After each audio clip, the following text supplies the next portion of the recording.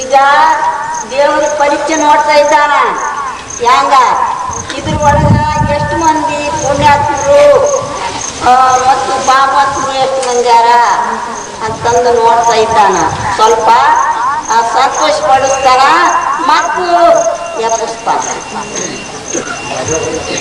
ಅವಾಗ ಏನಾಗ್ತದ, ಇವ್ರಿಗೆ ಸಮಯ ಬಂದಾಗ ಏನಾಗ್ತದ, ಅವರು ಇಚ್ಛೆಯನ್ನು ಮಾಡಂಗಿಲ್ಲ ಅಂತ ಭಾವಗಳು ಮಾಡ್ಕೊಂಡು ಇಟ್ಕೊಂಡ ಎಲ್ಲ ಪ್ರಪಂಚ ನಾಶನ, ಅವರು ನಾಶನ. ಹೆಂಗ ನಾಶನ ಆಗ್ತಾರ? ಎಲ್ಲ ನಮ್ಮ ಪ್ರಾಣವಾಯು ಅನ್ನೋದು ಆಕಾಶದಾಗ ಹೋಗ್ಬಿಡ್ತದ. ಆ ವಿಷಯ ಎಲ್ಲ ಹೋಗಿ ಏನಾಗ್ತದ, ಎಲ್ಲ ಆ ಗಾಳಿ ನಾವು ತಗೊಂಡೇನಾಗ್ತದ, ಹೊಟ್ಟಿ ಒಳಗ ಹುರಿದು ಹಾಗೆ ಬಿದ್ದು ಅಂತರ ಮರಣ ಆಗ್ತದೆ. ಈಗ ಹೆಂಗಂದ್ರೆ ಒಂದು ರೆಸ್ಟ್ ಮಾಡಿ ನೋಡ್ಲಿಕ್ಕೆ ಇದು ಸಮುದ್ರ ಒಳಗ ಹಿಂದ ಕಾಲಕ್ಕೆ ಸ್ವಲ್ಪ ದಿನದಾಗ ಬಿಟ್ಟಿದ್ದ ಔಷಧ ತಗೊಂಡಾಗ ಏನೋ ನೀಟಿಗೆ